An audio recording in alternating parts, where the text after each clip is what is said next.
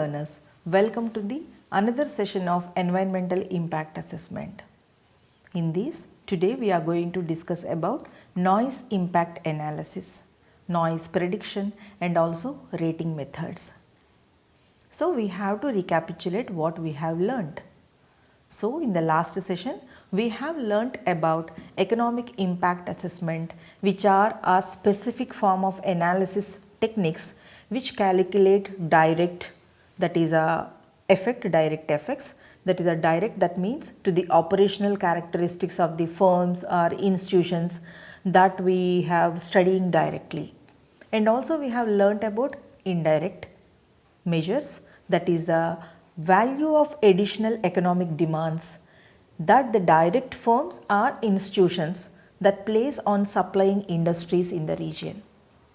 When firms conduct business or public entities that provide public goods, they must make many direct purchases from the suppliers in the area.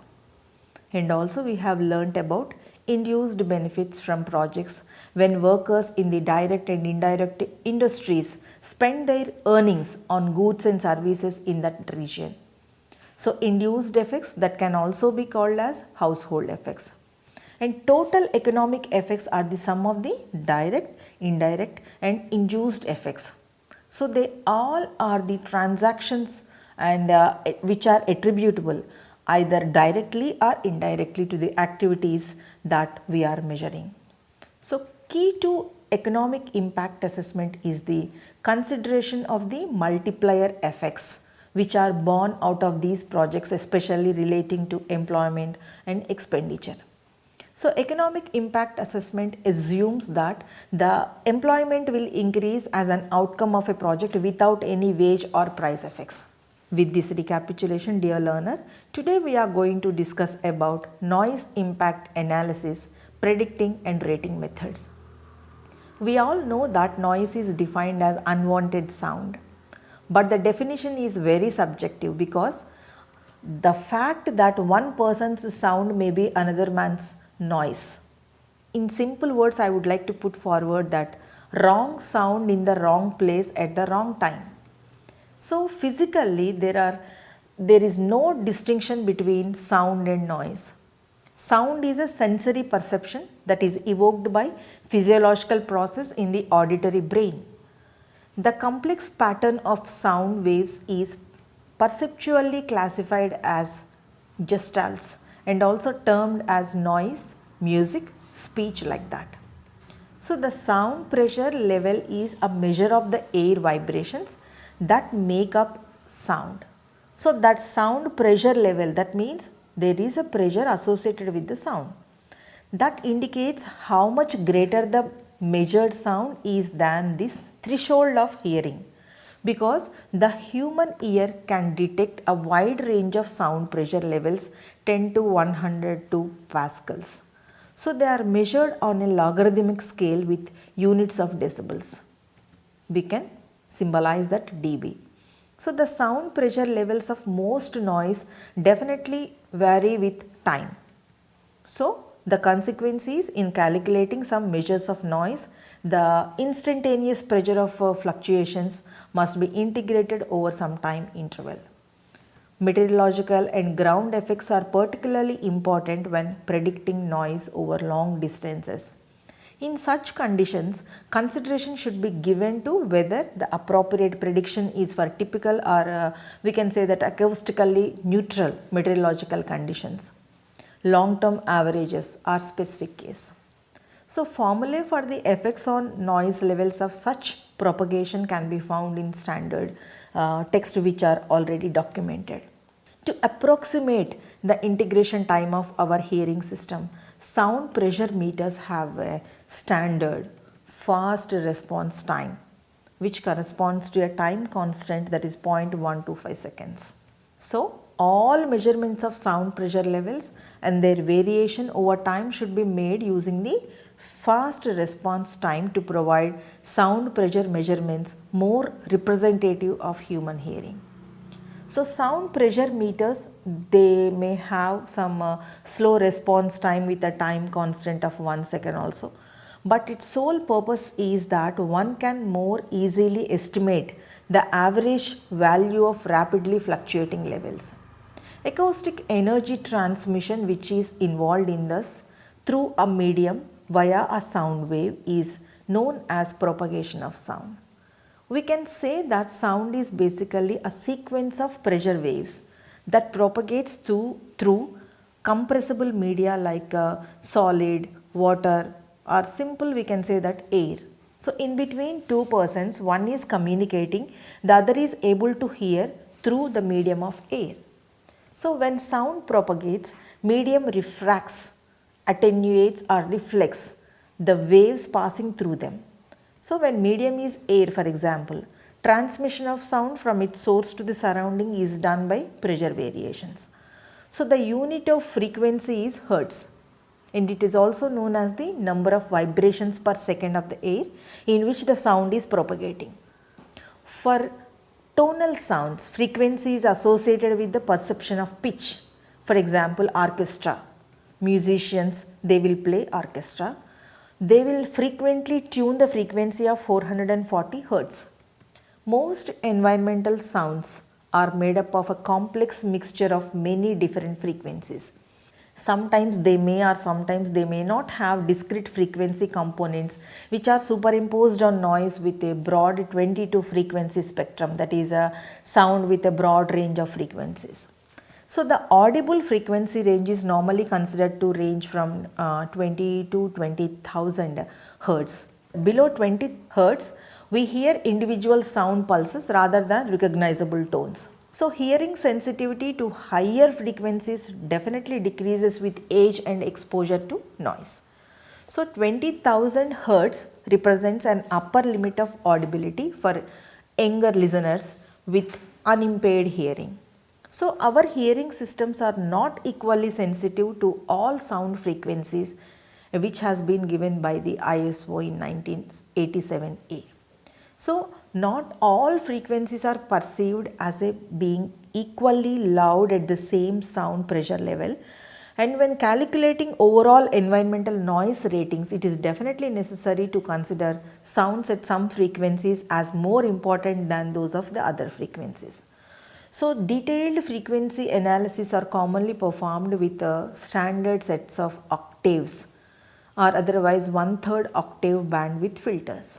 An alternative mechanism is also there, that is a fast Fourier transform technique or other types of filters that can be used to determine the relative strengths of various frequency components that makes a particular environmental noise. So decibel is the unit for the measuring sound. So sound to the human ear is related to the decibel scale, and also the threshold is also associated with the human hearing, that is between 0 decibels and 130 decibels.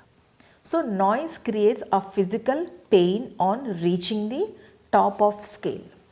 So the factors affecting propagation of sound are geometric spreading and also surface effects. So when the wave front expands and sound energy spreads, so that means this spreading of energy is known as the geometric spreading. So geometric spreading affects all situations of sound propagation, and also it is an independent of frequency. So now we will look into the noise scale and rating methods. Ideally, to be of a practical use, I can say that any method of description, measurement and assessment of environmental noise should be related to what is known about human beings and also other sensitive receptors which responds to noise. Many adverse consequences of environmental noise that increase with increasing noise levels, but the precise exposure and response relationships that are involved continue to be the subject of scientific research. In addition to that, it is important that all methods which are used should be practical within the social, economic and political climate in which they are existing.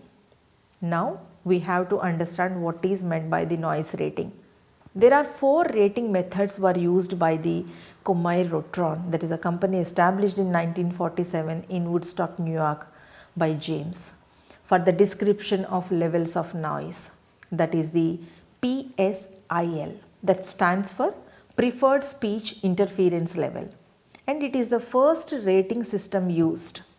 So the PSIL is determined at the center of frequencies of 500, 1000 and also 2000 Hz with arithmetic average of the sound pressure level in the 3 octave bands. So the effects of noise on spoken communication that can be rated using the PSLI. And then dBA is also used. That means dBA is the A element weighted sound pressure level and also the second system for rating.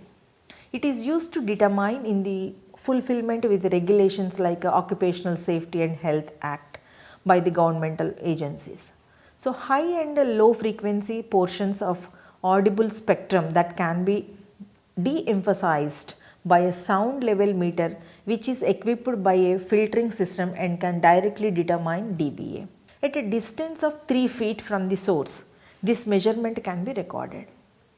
And the third system is NPEL.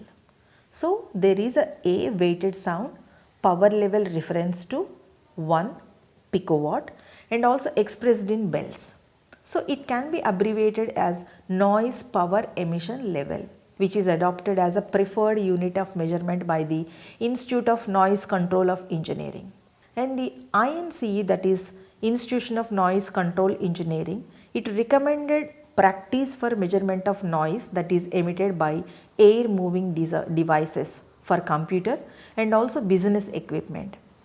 This is a guideline for the illustrations and management of noise that is emitted by the components. In INCE, the practical application procedures which are also included in the ANSIS 12.11. So it is the most recent and technically thorough acoustic procedures which is available. And also some other scientists, that are Comer and Retron, does all acoustical testing as per INCE and ANSIS 12.11 in 1987. And next one is the frequently suspended. So that means this is the fourth system of rating. So according to this method, the middle of calibrated reverberate room that has been suspended having a suspended fan with springs. So this fans runs at a distance of 1 meter with nominal voltage and free delivery. So the sound pressure level, that is a dBA, which is recorded. For the measurement of noise, transportation agencies have different standards. For instance, the day-night sound level standard is used for the Federal Aviation Administration, that measuring in decibels, that means that 3 decibel increase is equivalent to a doubling of the sound energy and 10 dB increases a tenfold increase in the energy. For broadband sounds which are very similar in all but magnitude a change or differences in noise levels of 1 dB is just perceptible under the laboratory conditions.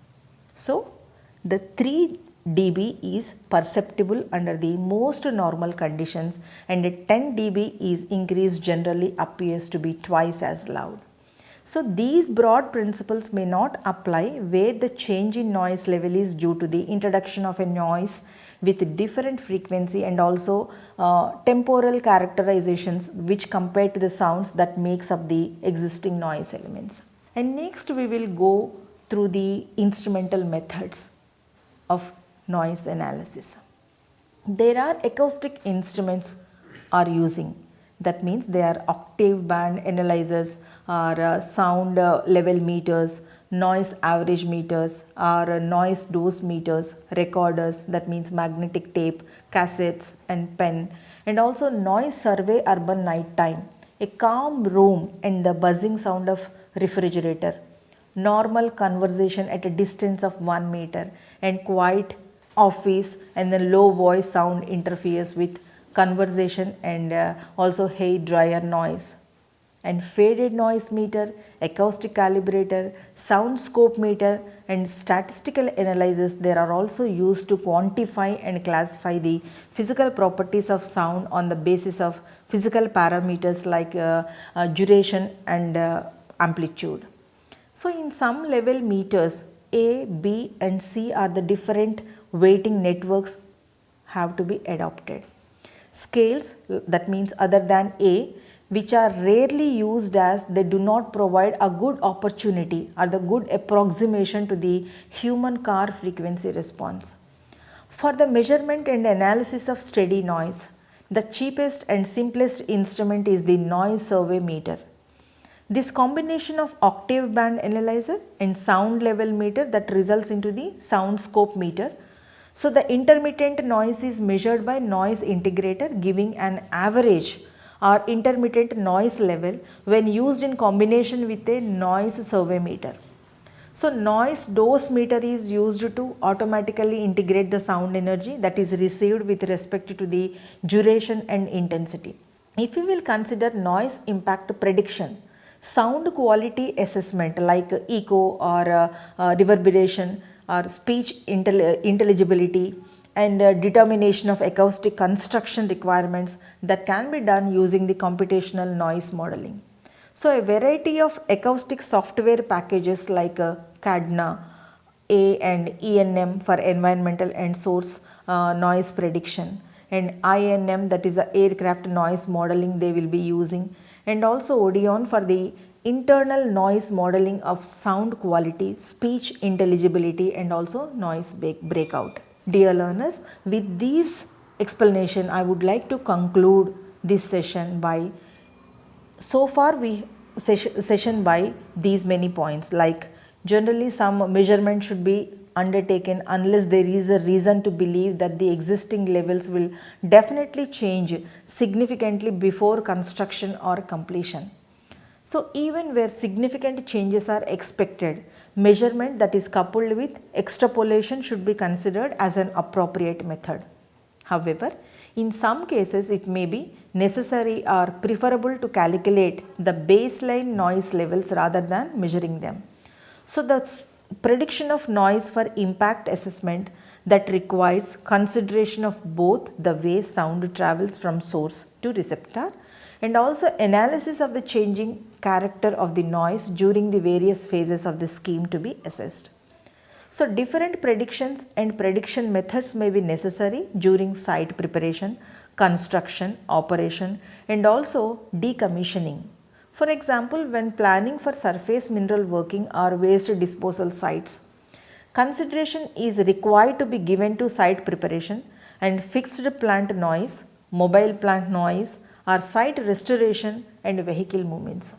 So the basic prediction procedure that involves consideration of the nature and also noise levels of the sources, that propagation along the paths between sources and receptors and also the location of the receptors.